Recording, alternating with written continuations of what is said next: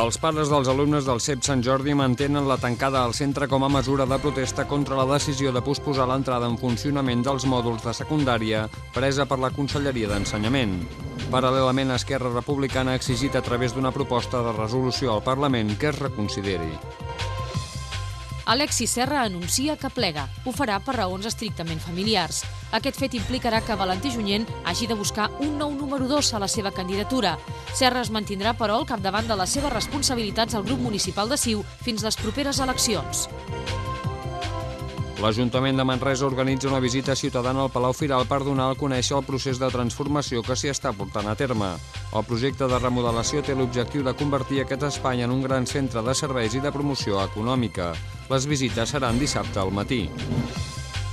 El Circo Italiano aterra a Manresa. La zona del Congost acull les instal·lacions que començaran a programar funcions entre divendres al vespre i dilluns. Es tracta de 2 hores d'espectacle que el públic manresà tindrà l'oportunitat de descobrir en 7 funcions diferents.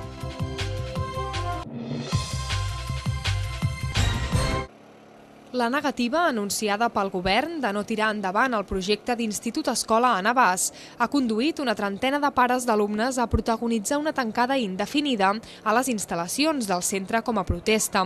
La tancada s'ha iniciat aquesta nit quan uns 25 pares, habituallats amb sacs i tendes de campanya, han dormit a l'escola. Els pares reclamen a l'actual govern que segueixi el compromís de tirar endavant l'institut públic al municipi, ja que és l'única via perquè els infants que acaben 6è de primària no s'hagin de desplaçar a altres localitats per seguir amb els seus estudis. Nosaltres creiem en l'escola pública i aquí a Navàs no la podem cursar, els estudis d'ESO, i hem d'anar a Porreig o a Sallent, i això és el que no volem de cap manera. Per tant, hem fet aquesta tancada que hem començat aquesta nit, seguirem mobilitzant-nos fins que tinguem una resposta, suposo, correcta de la Consellera d'Educació. Aquest vespre hi ha convocada una assemblea extraordinària del Consell Escolar, on els pares decidiran quines accions duran a terme per continuar amb la reivindicació. No dubten a convertir la protesta en indefinida i fins i tot hi ha qui està disposat a fer vaga de fam. La tancada seguirà indefinidament i es aniran programant tota sèrie de mobilitzacions que ja anirem fent. De fet, quan vam fer una assemblea així improvisada de pares, hi va haver decisions per tots, de tots colors, podríem posar de l'1 al 10 des de la tancada aquesta fins a arribar a l'extrem d'una vaga de fam. Vull dir que esperem no tenir d'arribar a aquests extrems, però tot és possible. En la reunió també hi participarà l'alcalde de Navàs, Josep Oliva, que exposarà el contingut de la trobada que ha mantingut aquest migdia amb la consellera d'Ensenyament, Irene Rigau.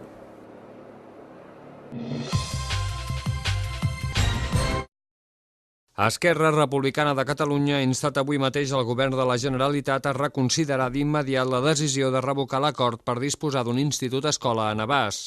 En aquests termes s'ha formulat el document que avui mateix ha entrat al registre del Parlament amb la signatura de la portaveu del grup, Anna Simó. Amb aquesta iniciativa, Esquerra pretén portar al ple del Parlament aquest assumpte que es va conèixer aquest dimarts arran de la comunicació que la Conselleria d'Ensenyament va fer a l'Ajuntament i al centre educatiu. L'acord es va assolir fa poc més de 3 mesos i, inicialment, el canvi de govern no havia d'interferir a la continuïtat d'un projecte que resolia la demanda, formulada des de feia anys, de comptar amb una oferta pública d'ensenyament secundari que evités el desplaçament dels nens i nenes fora del municipi amb tan sols 12 anys. Paral·lelament a la tancada que els pares van iniciar aquest dimarts al vespre, els navassencs s'han concentrat avui al passeig de Navàs per protestar contra la decisió de la Generalitat i demanar que es reconsideri. Navàs no està disposat a esperar 4 anys més, que són els que portava a formular les seves reivindicacions.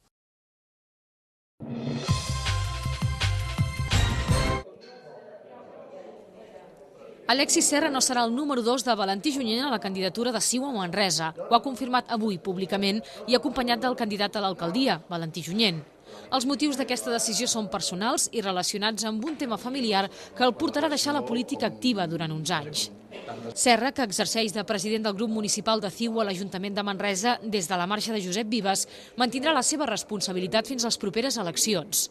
Acompanyat de Junyent, Serra ha assegurat que marxa tranquil i confiat en la visió i l'estratègia d'equip del número 1 que aconseguirà fer el canvi que considera Manresa demanda com l'aire que respira. L'equip és més important i les persones que en formen part d'aquesta llista i que en formaran part i que s'està treballant en molt bona direcció tenen molt clar i han de tenir molt clar que allò important és el projecte humà i col·lectiu per encarar moments molt difícils en els propers anys a la ciutat de Manresa, però de fet en el context de les administracions públiques. Junyent ha acompanyat Alexis Serra a la compareixença davant els mitjans que han fet aquest migdia a la seu del partit a Manresa. El cap de llista ha assegurat que respecta la decisió presa per Serra com no podria ser d'una altra manera, però que l'entristeix. Amb tot, l'equip continuarà fent la feina, ara centrada en la recollida de propostes pel programa i en la confecció de la candidatura. I quan ho farem tot de cop, no farem entregues periòdiques de si aquest senyor serà el 2 en substitució de l'Alexis, o aquest serà el 4, aquest serà el 3 o aquest serà el 20, sinó que farem, més enllà del que ja sabeu, és a dir, de la presència dels noms que ja coneixeu, del Toni Llobet, del David Bonvehí i dels 3 que tanquen la llista, que s'ha dit repetidament que eren els 3 darrers caps de llista de Convergència, doncs quan presentem l'equip el presentarem amb la seva globalitat i amb totes les posicions. Alexis Serra, que aspirava a encapçalar la candidatura de CiU a Manresa, va ser qui va anar a buscar Junyent per integrar-lo al seu equip i al final el partit va decidir que aquest darrer seria el candidat idoni. De fet, l'elecció de Valentí Junyent es va produir per un ampli consens entre les bases de la federació a Manresa.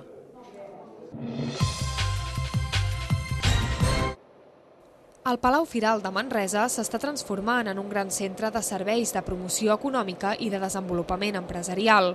Per tal de donar a conèixer aquesta transformació, l'Ajuntament ha organitzat una visita ciutadana a les seves instal·lacions, que tindrà lloc aquest dissabte de 10 del matí a 2 del migdia.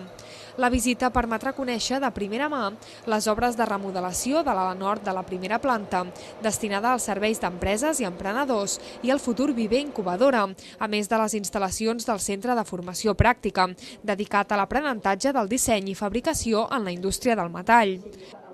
En la visita que organitzarem aquest dissabte ens permetrà veure aquesta transformació del Palau Firal, però un cop ubicats aquí al Palau Firal veurem que tota aquesta transformació no és únicament en aquesta transformació de l'espai, sinó també que veurem i podrem visitar el Centre de Formació Pràctica. Aquesta és una experiència exemplar a Manresa i mitja Catalunya, per d'alguna manera, en el qual veurem com els empresaris del sector del metall ofereixen formació als treballadors del sector.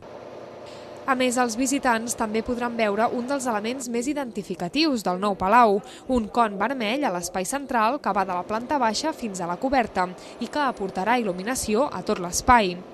La remodelació s'ha concentrat sobretot en la primera planta de l'ala nord, tot i que també s'han dut a terme actuacions de caràcter estructural.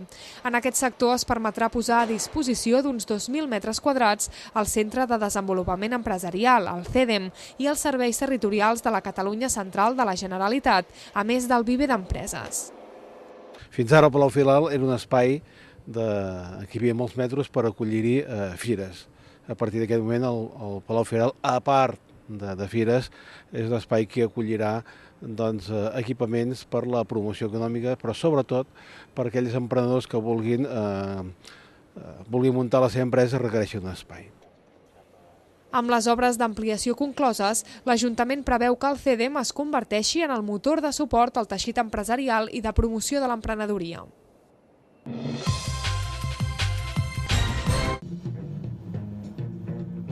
La màgia d'espectacles com aquest són el fruit de 4 generacions dedicades al món del circ. Més de 2 hores d'espectacle del Circo Italiano que entra divendres i dilluns a terra a Manresa per presentar el seu nou espectacle Somnis.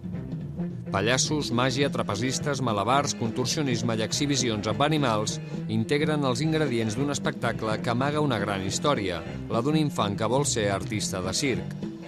La gran carpa del Circo Italiano, amb capacitat per a 2.000 persones, s'està acabant d'enllestir a la zona del Congost, on aquest divendres farà l'espectacle inaugural. 2 funcions més dissabte a la tarda, 3 diumenge i una de cloenda dilluns, completaran l'estada d'aquest circ, que va haver de prorrogar l'espectacle a Barcelona arran de l'èxit de públic obtingut. La gira s'allargarà fins al juny a Catalunya, però després travessarà l'Atlàntic per fer les Amèriques. Les entrades ja són a la venda. Es poden obtenir a través del Servicaixa i també a guixeta. Els preus van dels 9 euros d'una localitat estàndard als 30 euros de tribuna.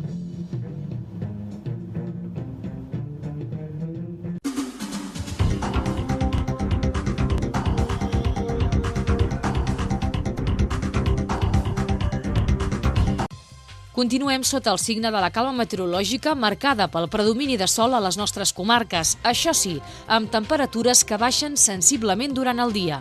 La nit matinada continuaran els mateixos paràmetres pel que fa als termòmetres.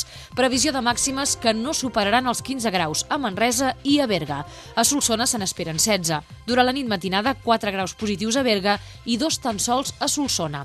A Manresa els termòmetres continuaran sota 0 amb 4 negatius per a la propera nit matinada.